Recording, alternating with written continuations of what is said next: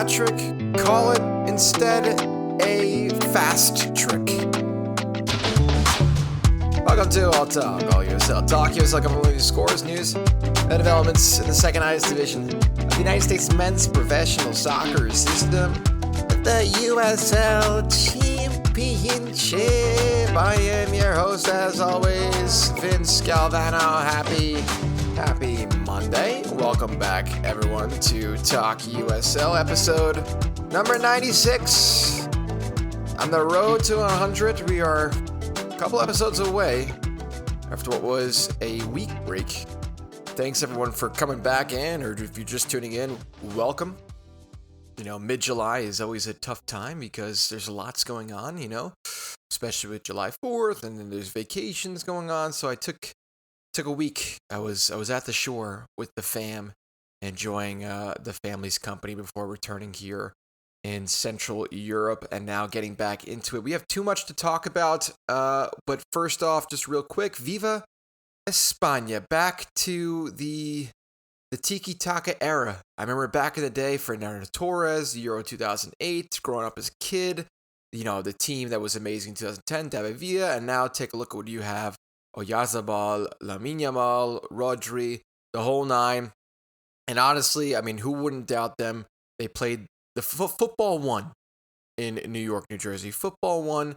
Congrats to them. I think we'll see a little bit more of another Spanish era, similar to 2008 to 2012. Probably again. This time instead, 2024 to 2030. Or 2028, perhaps. But it was a good game. Always with finals, take my brother's advice, put those phones down, be on alert, because you never know when that moment will happen. And speaking of moments, Trevor Amann, 3 minutes, 27 seconds, seizing moments, big time for Pittsburgh against Louisville City, the feature match on CBS for this campaign of the 2026 USL Championship season. We got that to talk about. Sporting JAX finally wins. Can you believe it? And believe it or not, it was against the reigning defending champions of Pittsburgh. So we had that to talk about. Danny Rojas made his debut in the last matchup for the Prinx Tires USL Cup. We want to talk about the current setup there. We'll catch up there. Also, Charleston Batteries. We didn't mention it last round. June Player of the Month, Emilio Icaza. We'll talk about that. We'll probably go this way. We'll talk about the Prinx Tires real quick. We'll hop into maybe Emilio Icaza just real quick as well. And then we'll talk, obviously, feature matchups. I want to get into depth of Pittsburgh against Louisville City. And then I also want to talk about, obviously, Sporting JAX getting their big first win as a franchise in the USL campaign. And then we'll just run through the rest of the matches, either midweek as well as during the weekend. We had El Clamico with Rhode Island and Hartford. We had Tulsa taking on El Paso, Charleston, Sacramento, and so forth. League table, next matches. You know the spiel. But let's talk Prinx Tires USL Cup quarterfinal draw first, because it is here. They are set. The road to the first silverware of the USL season continues. It'll be back on mid-August, right before pretty much Europe seasons kick off with the Premier League, Serie A, the top 5 European leagues. Right before that happens, just remember, hey, there's something I'm missing. It is the USL Cup. Prinx Tires finally gives us a really fun mix. I think you have some heavyweights. You have also League One in the mix, a defending Cup champion as well. I think the headline tie is obvious. Let's get into it. It is Tampa Bay Rowdies versus Louisville at Al Lang Stadium. This will be a heavyweight matchup for sure. They have postseason history, especially from that run of the Eastern Conference Finals between 2020, 2022. And now they meet in the Cup for the first time. Tampa Bay went perfect in the group stage. 4 wins from 4, 10 goals scored. Only 1 conceded. Louisville were almost as strong, but they took 11 points from 12 and leading all clubs with 12 goals in the group stage. And goals are very pivotal in the group stage. So this may just not be a Cup quarterfinal. It could be a preview of a bigger postseason collision later in the year. You got Charlotte Independence from League One taking on the defending champions of the USL Cup, Hartford Athletic. This one may be a bit sneakier than people realize. Obviously, Hartford defending it. They're still unbeaten all time in this competition, and they closed the group stage with 3 straight wins. Charlotte are not just, this League One underdog happy to be here. They are one of the best teams in League One this season. They've been unbeaten at home across league and cup play, and they have a really good player in Luis Alvarez, who's been really solid so far, 9 goals and 13 goal contributions. So if you're Hartford, it may not be a comfortable title defense. Let's see what happens. San Antonio, Miami FC at Toyota Field. Congrats to Miami. San Antonio trying to become the first club to complete the full USL Silverware set, championship title, player shield, and then what's elusive, the USL Cup. Strong in the group stage, undefeated, 11 points from 12, and only 1 goal conceded. Miami, they grabbed the wild card, 3 wins and 11 goals. Eloy Room, Jurgen Locadia back from the World Cup after their stint with Curacao. It is a fascinating matchup. Miami has also had the better of San Antonio recently. So here it is. Will San Antonio be able to add this one to the trophy case? Miami, does it have enough star power now with World Cup veterans in the mix? Fourth matchup, I think, is also a really great one. Spokane Velocity against Colorado Springs Switchbacks. So the second of the League One teams. Spokane hosting a championship opponent at One Spokane Stadium.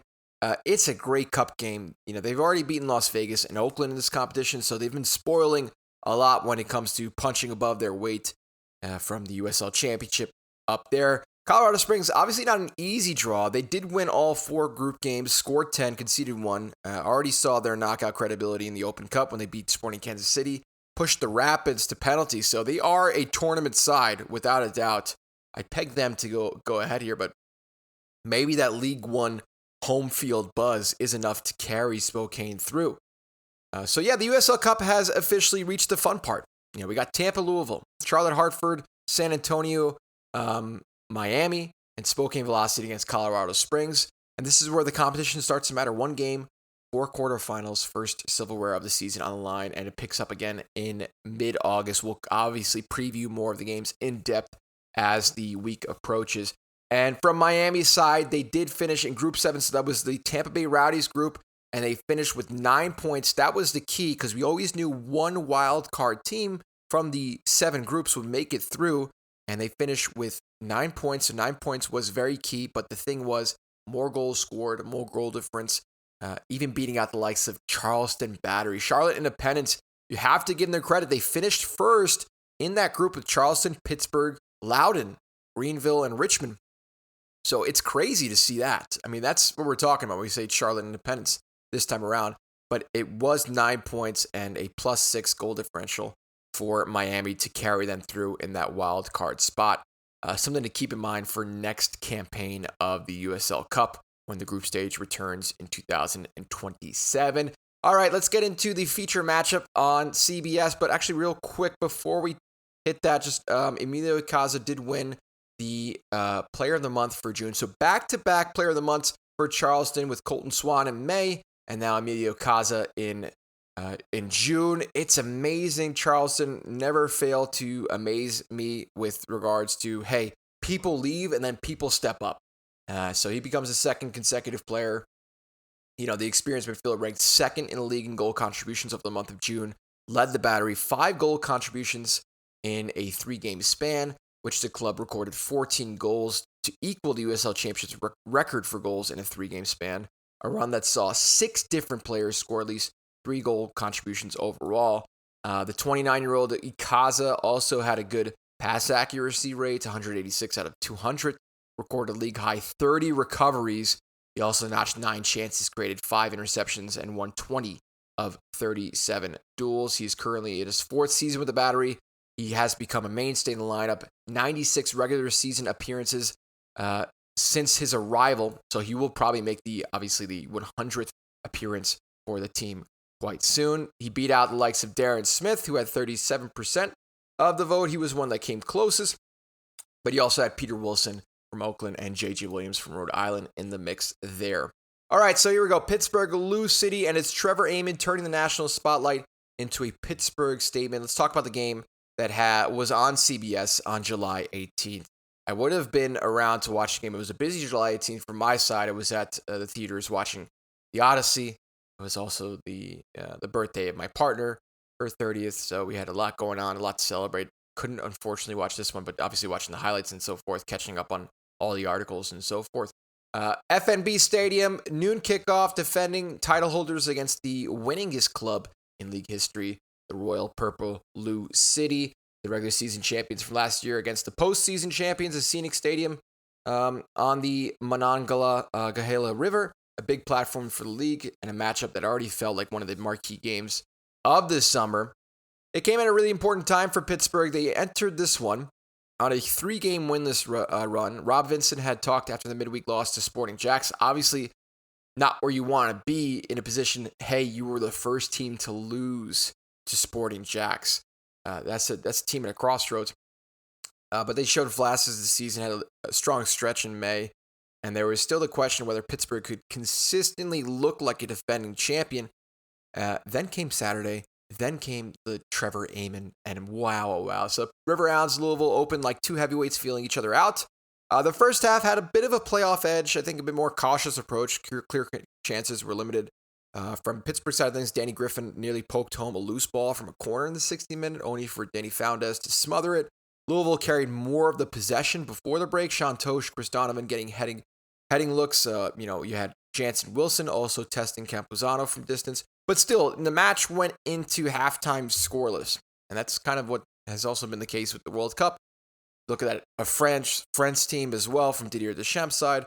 Always like a muted first half, second half goals happen. And the entire game flipped in less than 4 minutes in the second half. Just 71 seconds after the restart, Trevor Amann receiving a pass from Walty, finding the space, hammering a shot under the crossbar to put Pittsburgh in front before Louisville could even settle. Barnes delivered from the right. Amann rose to head the ball back across goal for his second.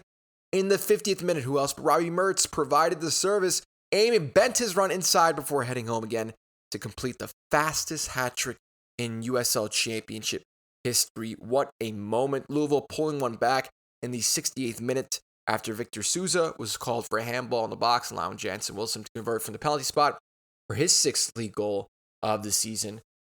But Pittsburgh managed the final stretch. I mean, you had +2 goal difference there afterwards. So it closed out in a 3-1 win, earning their first home victory over Louisville, completing their first season sweep of Lou City. So Amann turning 4 minutes into 3 minutes and 27 seconds. And for Pittsburgh's side of things, we've seen Jeremy Renner in attendance. Obviously, they're shooting that series in Pittsburgh. The Pit, which took home a bunch of Emmy nominations on HBO Max as well from TV standpoint. Pittsburgh is the place to be. It's hot. It's hot right now. And they also tied their they beat their best attendance record that was held since 2019. So Pittsburgh is a great city to be in. They had the watch parties for the World Cup, and they just had momentum, good vibes, and making history on national television. Wow, oh wow. Amazing. 3 minutes, 27 seconds. Needing just 12 touches before being subbed off in the 63rd minute. Jackson Walty assisted the opener. Perrin Barnes supplied the cross for the second goal. Robbie Mertz, the assist for the third. Jansen Wilson, though, 6th league goal, 11th goal across all comps. Simon Bird from Louisville had said this, head coach, after the match, saying that they talked about the first 5 minutes of the second half being crucial, but they let themselves down massively. He pointed to turnovers, poor box defending, and a bad response to adversity as the biggest issue. And, you have a question now. Is it Pittsburgh brilliance or is it a Louisville collapse? Pittsburgh brilliance. Amann's finishing was the story. The Hounds pushed every hesitation, especially in crosses, runners in the box, making the most of their chances. The expected goal was only 1.18, less the possession, but they took advantage of it in the second half. So there you have it. First Hounds hat trick since Burton Jackson against Miami back in 2024, back in October. For Louisville's 6-game unbeaten run across all competitions ended. 4-game league unbeaten streak ended, remained 4th in the Eastern Conference at the time of the match. The previous record for the fastest hat trick, by the way, 7 minutes, 17 seconds. That was held by Dane Kelly with Reno, 1868 FC back in 2017. So almost 10 years since that has been broken. It's a national TV moment. The context makes it bigger. Trevor Amann has only scored twice in over 300 regular season minutes before this game. This was not someone entering the match as the obvious headline player. You probably look more towards Walty or Robbie Mertz. but in the span of a few minutes became the story of the weekend. Perhaps even story of the season. Let's see. The Hounds sweeping the season series, breaking a piece of Louisville history in Pittsburgh. For Louisville, Sean Tosh, Jansen Wilson, not enough, unfortunately. Wilson got one back from the penalty spot, but damage was done. FNB Stadium is rocking. Hounds direct, aggressive, ruthless, and that's what counts. That's what counts. And for Trevor Amann, that's the kind of moment that can change a career, in my opinion. 3 goals, 3 minutes, 27 seconds, fastest hat trick on CBS against Louisville at home. That's just how you meet the moment. That's really it. Congrats to them. And we'll talk now. We'll shift attention to the bad side of Pittsburgh, I guess. But I mean, you would take that good side over any bad side, especially if you're losing to Sporting JAX. But let's talk Sporting JAX getting their first win of franchise history back on July 15th at Hodges Stadium. They enter the night still chasing that first league win. In the 29th minute, Trevor Amann knocked down a ball towards Elliot Goldorp, who slipped the return pass back to Amann inside the box. The informed Pittsburgh forward finished the move to give the defending champions a 1-0 lead heading into the halftime. So it looked pretty good, and it goes back to Sporting JAX, who haven't kept a clean sheet in 8 matches going into this one. And then the 50th minute came around. Rito drove a low cross from the right. Sadlier, who has been him and Elkak and Jeskalainen have been the trifecta of amazing players, you could say, of Sporting JAX this season so far. And it's not really a big testament, but hey, it's those are the 3 if you have to name the 3. And his first time effort, Sadlier, was blocked before the rebound, hit him in the chest, and he redirected into the net. It was a fortunate finish, but you need that fortune, you need a bit of luck to get it over the line. And the host kept pushing from there. Jeskalainen and Alkak both going close as Jacksonville sharpened in the second half. And then in the 78th minute, the winning moment arrived. Rito was involved. He threaded a pass into Alkak on the left side of the penalty area. The shot took a heavy deflection off of Victor Sousa, the Pittsburgh defender, squeezing past goalkeeper for what was officially credited as an own goal. They protect the lead. Danny Wilson logging the full 90 minutes in defense, and Jacksonville stealing a 2-1 comeback. First ever USL Championship win, snapping the 15-game winless start to its inaugural USL Championship season. Rito Edgardo, you can put his name in the mix. He was a difference maker, being involved in both of those goals. 36-39 passes in the night, 3 of 5 duels won as well. And Liam Fox, head coach, had framed the win as a release for the entire club, saying it had been a long time coming that the players could finally enjoy the feeling of what a league victory feels like. So maybe this is a new starting point for Sporting JAX. Time will tell. But they can certainly enjoy the winning feeling, and they need to hopefully capitalize on this momentum going forward. We'll talk about their next match against Brooklyn. This one hurts JAX because it almost looked as if they were going to spoil, and this is a battle. I mean, Sporting JAX versus Brooklyn, they're both right now sitting towards the bottom of the table. You have the momentum of your first ever win in the USL Championship. You know you're only a couple points behind your competitor, really. I mean, honestly, a goal for a season Sporting JAX or Brooklyn side is, hey, let's not have the shorter end of the stick here. Let's be better than the other inaugural team that's there. That's Sporting JAX, Brooklyn. And for Sporting JAX, they were up. They take the lead. 2 goals inside the opening 10 minutes against Brooklyn over the weekend. Jeskalainen finished first time from Rose's low cross in the 3rd minute. Alkak double lead in the 9th after Brooklyn's back line was caught out again. And then it was 2-0 going into halftime. And then Brooklyn came into control. Obregon Jr. heading home in the 57th minute after Tommy McNamara's near post flick. McNamara completing the comeback from the penalty spot in the 75th after Marcus Anderson was fouled in the box. Jacksonville almost came back through Alkak, but Lucas Burns came up with the save as the newcomers, finished level, both of them, 2-2. So Brooklyn showing real resilience after a poor opening display. Jacksonville's dream start turning into another defensive concern. What better player to call upon than Tommy McNamara to deliver a really important goal? The veteran also completed 46 of 51 passes, creating 2 chances, took 2 shots, won 6 of 10 ground duels. So from Tommy Mac's standpoint, that's the guy you want from the spot in order to save the embarrassment and walk out of there with something. And if you go back head to head now, It's only one draw. They play again on August 29th in Brooklyn, and it'll be a very, very important game as well, because this is either you split the spoils, or Brooklyn, now you have a chance to come back in August, defeat Sporting JAX, ensure that you finish ahead of them in the table, ensure that you're competing for that 8th spot in the playoffs, and make a solid debut as a new franchise. Will Sporting JAX spoil it? Will Sporting JAX be able to get another win before then? Questions.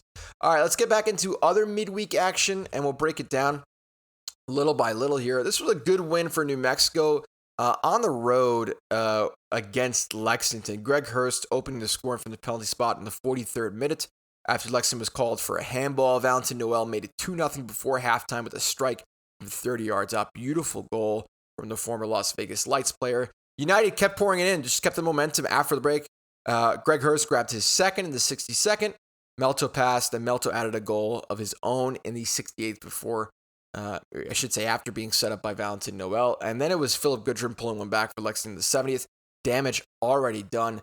New Mexico's attacking depth showing up. Hurst scoring twice, both Noel and Melto recording a goal and an assist. Lexington has now conceded 4 goals in back-to-back matches following the 4-2 loss against Louisville in that derby matchup. Greg Hurst led the way.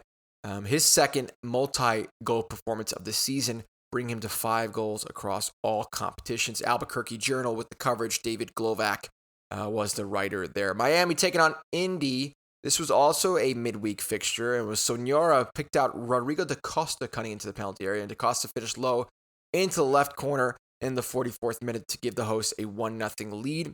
76th minute, Jurgen Locadia cut back onto his left, curled home, hit the insurance goal. Eloy Room made 4 saves to preserve the shutout and needed to make 15, just 4. And Miami getting the win at Pitbull Stadium. The World Cup duo delivering in key moments. Indy's road struggle continues, now winless in 11 straight USL Championship away matches and still without a league road win this season. Believe it or not, how crazy is that? But if you look table-wise, and you go home, they're undefeated at home. They're only one of 3 teams still undefeated at home, and that's Charleston, Detroit, in company with them. So Indy, if their away record puts them right above Sporting JAX, believe it or not. Only 2 draws on the road this season. It's like you can put your house on it. Indy will not lose at home. They will not win away. That's really what you can sum up the season so far. They do have coming up a side in Loudoun who have not won in quite some time. They are home to Loudoun, and a win would just get them back a little bit of the top 4 race for Indy. If they can just get more draws on the road, I think they'll be okay. But still just winless in 11 straight on the road. Craziness. All right, we'll get back into Rhode Island versus Hartford in not El Clasico, but instead El Clamico. I mean, just again, this was originally when the first teams matched up in June of 2024. A fan contest was in the process of determining the name of the derby. One of the names gathered was the Route 6 Derby, named after the U.S. Route 6, which passes through both Connecticut and Rhode Island. But by their second matchup of the year in August of 2024, fans settled on the name El Clamico. The name takes the El Clasico name from La Liga, from Real Madrid versus Barca, and tweaks it to reference clam chowder, clam digging, 2 important aspects of Southern New England culture. Rhode Island came out with a real derby urgency at Centerville Bank Stadium. They put the Athletic under pressure. Anthony Ciala had to make multiple early saves, denying Frank Nodarcy from close range in the 17th minute, getting across to stop Scardina 2 minutes later in the 19th. But Rhode Island's pressure did pay off in the 20th minute. It was Quizera who whipped in a corner. Nodarcy attacked the 6-yard box to finish into the top left corner for his first goal of the season. Alfonso almost doubled the lead before halftime, but Ciala's 5-save first half kept Hartford alive. Rhode Island continued to create the better chances. Hartford struggled to generate really anything clean. The visitors finished without an official shot on target. Koke Vegas collecting his 7th clean sheet of the season. Rhode Island held on for a 1-0 win. Nodarcy lifts Rhode Island above the line in El Clamico. If you go to now the history between Rhode Island and Hartford in these, 2 short years that Hartford have been a franchise. Now, with just talking USL Championship play, it is 1 win, 2 draws, 1 win. So they really have very much back and forth in regards to this. But head-to-head wise, it is Rhode Island that has the better of the two with 2 wins instead of just 1. So Hartford only have beaten Rhode Island once before, which was a 3-0 win back in August. But if you also go back to penalties, they beat them in the USL Cup on penalties. So I guess you can count that too, and not as a draw. There you have it. Playoff line swing. Rhode Island moving to 8th in the final playoff spot with this win. And 6 straight unbeaten right now at home for Rhode Island. Detroit taking on Indy. Indy again on the road. Indy again without a win. LaRouge took control right after pretty much the restart after what was a tight first half. Rafa Mensingen found the opener in the 47th minute. Turned provider just 5 minutes later, slipping in Max Rodriguez to bury Detroit's second, make it 2-0. Detroit earned a 2-home win behind a ruthless 5-minute spell after halftime. I think you could say Indy had enough attacking presence to stay involved, but Detroit's defensive structure held firm. Eric Dick did have 6 saves in the night, keeping the scoreline from getting worse, but Rafa Mensingen was a difference maker for Detroit. Direct involvement in both goals there to get Detroit a home win against Indy 11. Loudoun versus Tampa. Loudoun starting brightly at Segra Field, forcing Jamali Waite into early saves from Ulferson and Amann. But Tampa found the opener in the 21st minute.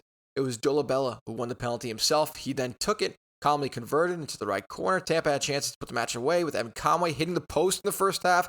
Luis Perez having a goal ruled off for offside. Carson Henderlong striking the woodwork late. Man, oh man, but Loudoun got lucky. And he punished those missed moments in the 82nd when it was Ordonez's shot parried into Ulferson's path. The Icelandic forward buried the rebound to earn a 1-1 draw. Tampa Bay creating enough to win. Did take 17 shots in the night, but Loudoun's leagues, their winless run now stretches to 7 matches. They'll be happy to at least tie one of the best teams in the league so far this year. Speaking of ties, go back to Patriots Point over the weekend. Heavyweight clash up between Eastern Conference and Western Conference, Charleston versus Sacramento. It was a quiet first half, but Sacramento delivered the game stay-down moment in the 48th minute when Foster Jago put Republic ahead with a spectacular bicycle kick from close range. Probably going to be the goal of the week. But Charleston responded right away. I mean, Miguel Berry went close twice. Danny Villa came up with a key stop. Ikaza leveled from the penalty spot in the 73rd minute after Colton Swan was brought down in the box. There you go. Yeah, the May player of the month kind of helping out the June player of the month there. Sacramento went down to 10 men shortly after. Jago was sent off, so a goal and a red card. Despite late chances for Hughes, Cabrera, it was a 1-1 draw. Charleston's home fortress holds. Sacramento survives a little bit of the late pressure. Charleston now extend their regular season home unbeaten streak to 22 games, carrying in from last season. But missed a chance to close the gap on Tampa at the top of the East. Jeremy Kelly, have to quietly shout him out. He really drove Charleston's best work, tying for a game high with 4 chances created, 40 out of 49 passes, completed 7 out of 9 long balls, 6 out of 9 duels won. Tulsa taking out El Paso. Should mention that Cristo Fernandez, i.e. Danny Rojas, did make his debut finally for El Paso in one of the recent matches of the USL Cup. Came on as a sub, I think really in the last sort of we can say chapter of the game, but not really having too much. I think he had 3 touches. Let me just confirm that because it's important to know. But I'm kind of behind. What's the word I'm looking for? I'm just like, yeah, I'm done with the hype. I'm done with the hype about Danny Rojas, football is life, because I feel it hasn't lived up to it. I think it's more of a publicity stunt from my end. Not much you can get when you're high up there in age. I mean, hey, congrats, to come in as a sub in the match against New Mexico in the derby match. But yeah, what else? What else do you really want me to say? What else do you really want me to say? I need to go to SofaScore for this because FotMap doesn't even have his name registered. Cristo Fernandez. There he is. Cristobal. Yeah. He got 1 yellow card. So that's one way to get a little bit on the list. But if you look, can we get stats-wise? Can we get rating breakdown? Nothing too crazy. Here we go.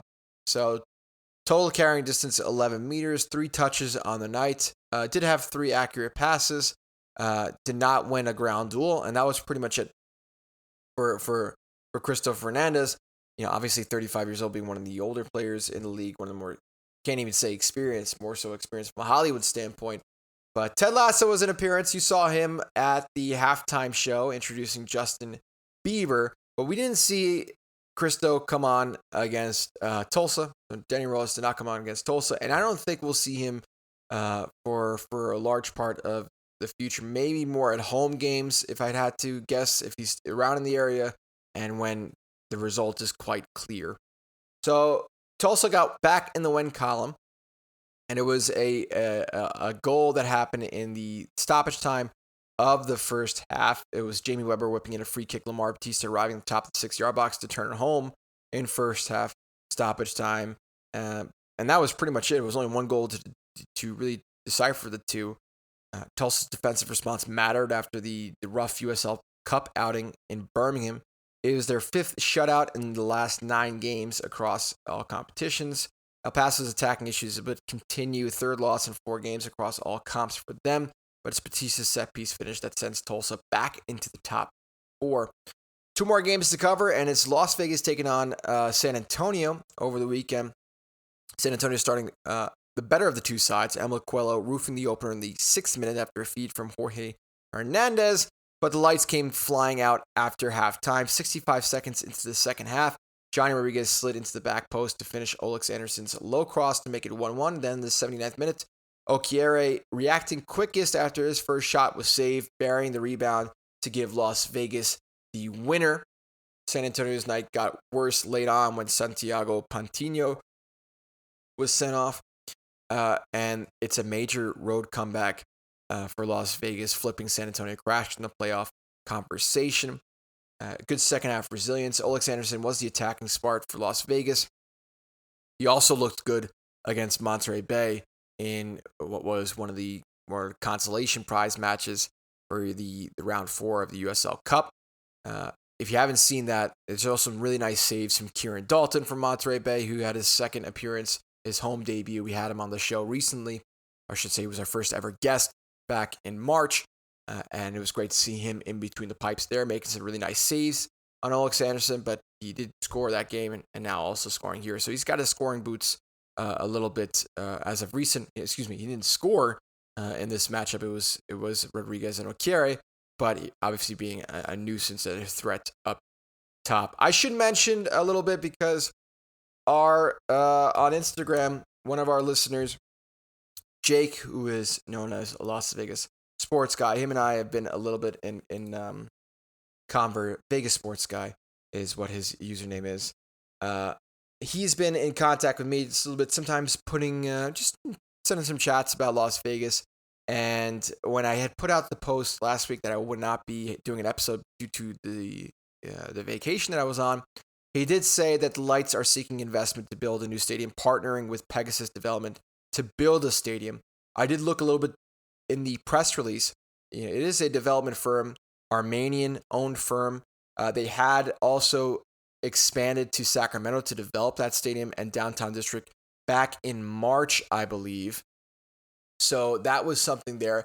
In the press release that Las Vegas put out, they didn't say anything specifically about the firm helping out with the stadium. It is more implied. I'm sure we'll get more information as we progress into the season. We know that this is the last season at Cashman Field for Las Vegas. They're trying to get a new stadium built for soccer specific only for Las Vegas. So we'll see what happens there.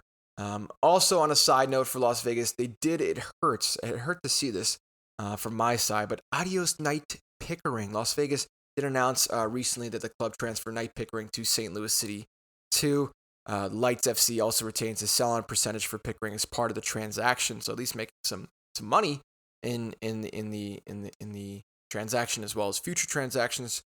He did arrive from Memphis in Vegas in 2025. He did make 70 appearances for the club. So think about that. 12 goals, contributing 3 assists. In the 2025 campaign, he scored 5 goals for the Lights in 28 appearances. Pickering made 11 appearances in all comps. This campaign, scoring 2 goals, providing 1 assist. I think him and Valentin Noel, for me, and Valentin Noel now playing at New Mexico, were just like 2 guys. It was like Knight Pickering, Valentin Noel. Those guys, when they're on fire for Las Vegas, was good times. He was, yeah. So good thing to mention from Jake as well. He said, because I said as well, I'm sad about this. This hurts, and he says, I know a lot of the staff have been quitting over the past few months because the club isn't saying anything. Someone in the front office told me they purchased land, but we will see. Knights was a good, a really solid player, but it makes me nervous they are selling all their players. Guys, you have to, in these kind of situations, actions speak louder than words. So monitor closely, and I'm sure Jake will be in touch with me, and I'll even keep my ear close to the ground here. Let's see what Vegas does in the upcoming weeks, transactions-wise. What happens? Obviously, good that they got the win here, but what happens now with Vegas? Let's hope things work out well and they don't fold as a franchise, right? We don't want to see that. We want to see them still rise. I mean, it's a really nice club. Good identity for that club as well. All right, Phoenix and Monterey Bay, last game to really cover here. This was one of the better games of the weekend. A lot of goals. Rising, starting brightly, took the lead in 30th minute through Baji. Monterey Bay did answer before halftime with Saidi, then went ahead in the 52nd minute when J.P. Ciars turned Glasgow's cross into his own net. So that was an own goal, unfortunately. There. So Phoenix going back ahead Monterey Bay getting the advantage over Phoenix. So 2-1 now in the second half after the 53rd minute. But in the 79th minute, debutant Conrad and Bursley helped force the winner 6 minutes later, setting a low cross that Nakamura redirected into his own net. Phoenix Rising snapped back into the playoff picture with a dramatic 3-2 comeback win, with also, that own goal. Arasi getting on the mix there in the 79th minute. So that was really important. Kelvin of Arasi there leveling it. And there you had it. It was the Phoenix rallying late to hit a home win milestone. Phoenix fully earning the late turnaround, outshooting Monterey Bay 20-5, putting 9 shots on target. Now Monterey is sitting 3 points adrift at the bottom of the Western Conference. Should mention a little bit from Conrad Bursley that he joins from the English Premier League side, 19-year-old from Coventry City. He had youth ranks with Charlton Athletic in Coventry City, which is really cool. He had scored 12 goals between Coventry City's U18 and U21 teams over the past 3 seasons. Outside of league play, and Bursley scored a goal in one of his 2 FA Youth Cup appearances with Coventry City. So he was playing with the youth squad over there. Coventry City, by the way, back in the Premier League, led by Frank Lampard, the former Chelsea legend. So investing in youth, he does also have the ability to represent both England and Jamaica internationally. So keep a lookout for this guy. Conrad Ambersley is someone, from Phoenix standpoint, you're going to want to keep dabs on going forward. That was announced July 16th on the official website of Phoenix Rising. So already getting into the mix there. And yeah, solid stuff. Let's just quickly talk about the USL Championship table. From Eastern side of things, Tampa still ahead by 5 points, ahead of the likes of Charleston Battery, who are tied with 27 points with Detroit. In second place, Louisville is 3 points behind them with 24 points. In fifth place, fourth place, Pittsburgh Riverhounds, 23 points. Indy 11 with 21 points in sixth, tied with Miami FC. That playoff line, that 8th spot playoff line, El Clamico, look at Hartford, look at Rhode Island. They're tied on points in 19, but Rhode Island at the moment having some of the least games played, 14, which is one of the lower ends of the field, tied with the likes of Indy 11 in terms of match plays. as well. But 19 points is the key number for the Eastern Conference right now to get in that playoff spot. 10th place is 14 points, Birmingham Legion. 11th place, Brooklyn with 13 points. 12th place, Loudoun United with 12 points. And the bottom of the Eastern Conference, still after a first win, undefeated in 3 in the league, 17 matches played, Sporting JAX, 8 points. Still the worst team in the championship, but starting to turn over a new leaf. We'll see. OC had a bye this weekend. So they sit at the moment still 28 points, 3 points ahead of San Antonio at the top of the Western Conference. San Antonio in second with 25 points. New Mexico in third with 24 points. Tulsa in fourth with 22 points. Oakland in fifth with 21 points. Phoenix Rising, Sacramento tied with 20 points. And then again, that number 19 points, very important. That is the playoff cutoff. You have Colorado Springs tied with El Paso for that spot in the 8th. And then bottom 3 of the Western Conference, Las Vegas Lights FC with 18 points. Lexington with 18 points. Bottom of the Western Conference, Monterey Bay with 15 points. They'll take on OC next. So tough match. They really need to get back to winning form for them. Midweek action comes back at you on July 22nd, Wednesday, 7 p.m. Eastern, 4 Pacific. Lexington will take on Oakland. Lexington need to get back into winning form desperately as well. Colorado host Miami FC at 9 p.m. Eastern, 6 Pacific on Wednesday. Friday, we have one matchup. Birmingham taking on New Mexico at 8 p.m. On Friday, July 24th, 8 p.m. Eastern, 5 Pacific. Then Saturday, July 25th, we have Detroit City FC against Las Vegas at 7 p.m. Eastern, 4 Pacific. Pittsburgh Riverhounds against Rhode Island at 7 p.m. Eastern, 4 Pacific on Saturday, July 25th. At the same time, you'll have Brooklyn hosting San Antonio, Miami hosting Tampa Bay Rowdies, and also Indy 11 hosting Loudoun United FC, Saturday, July 25th, 7 p.m. Eastern, 4 Pacific. I'm going to do my best JP Della Camera impression. If you were listening to Fox coverage at all during the World Cup, I'm going to switch over, and I'll just go use my keyword Senegal. So FC Tulsa taking on Lexington at July 25th, 8:30 p.m. Eastern, 5:30 Pacific. Then you have Colorado Springs Switchbacks taking on Charleston Battery, 9 p.m. Eastern, 6 Pacific. El Paso Locomotive take on Senegal. No, just kidding.